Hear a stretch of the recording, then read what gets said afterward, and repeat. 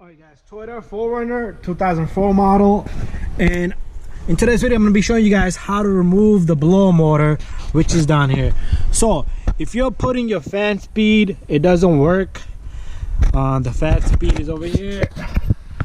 So if you're putting your speed up to any level, it doesn't work, and you come across that your blower motor doesn't work, if you test it and you need to replace it, so it's going to be the correct video.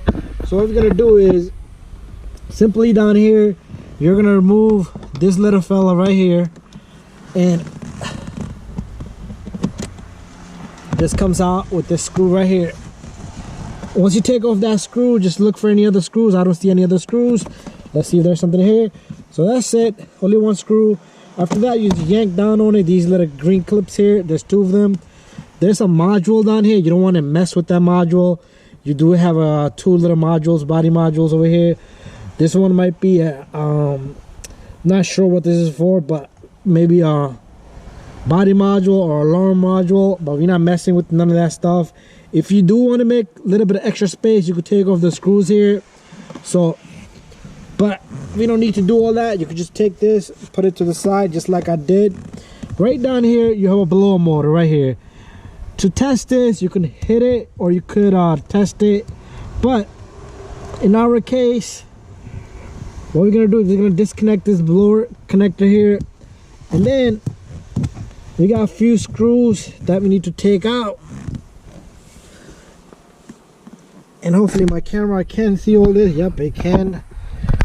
Oops. There you go, that looks good. So what we're gonna do is we're gonna remove a couple of screws down here. There's a screw here. Okay, I'm gonna have to get another, this is torque or socket. Okay, I'm gonna figure out which socket fits on that. So you got a screw here, there, and then one might be all the way on the other side right there. So there's 3 screws. What I'm gonna do is I'm gonna take this and this off and leave this for last. Alright, I'm back guys.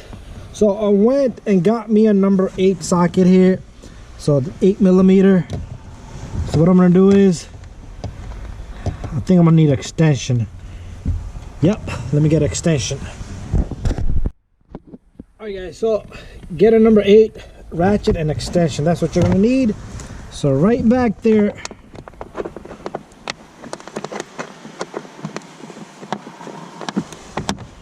there's a screw in the back.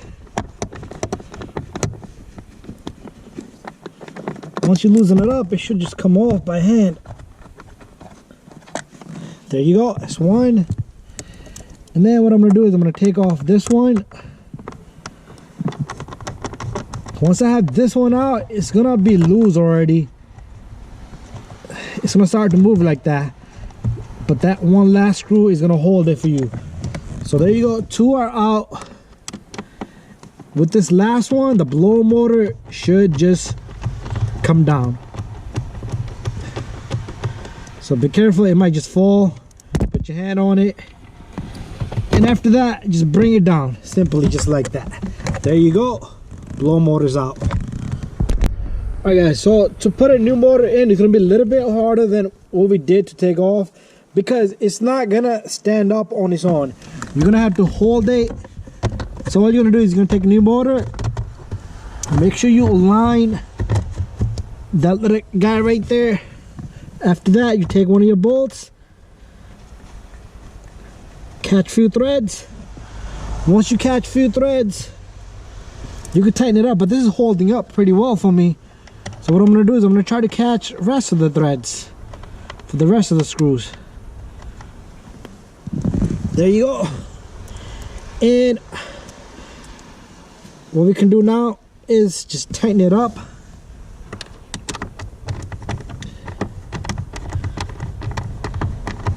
So again, all you need is a number 8.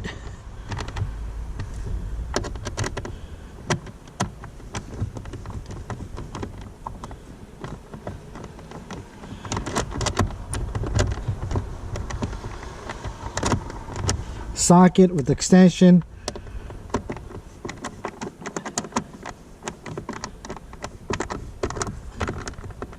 There you go.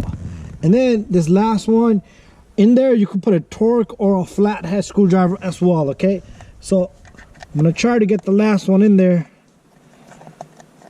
I can't even like see it, it's all the way in there, so we're just gonna go by a feel. There you go.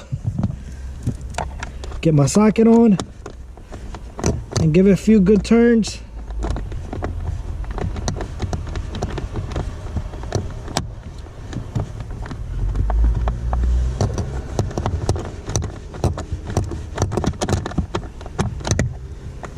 And that should be it. Don't forget to put your connector in, because if you forget about it. Also pay attention to this connector.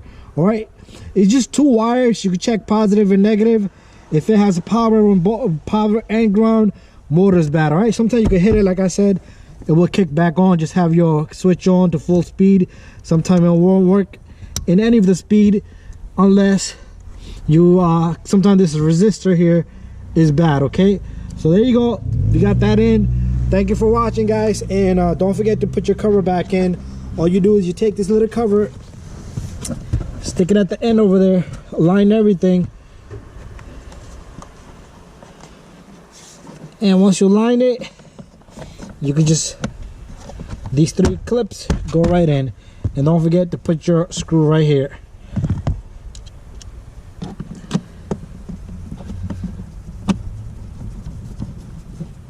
There you go. Thank you for watching, guys, and don't forget to subscribe, share, and like.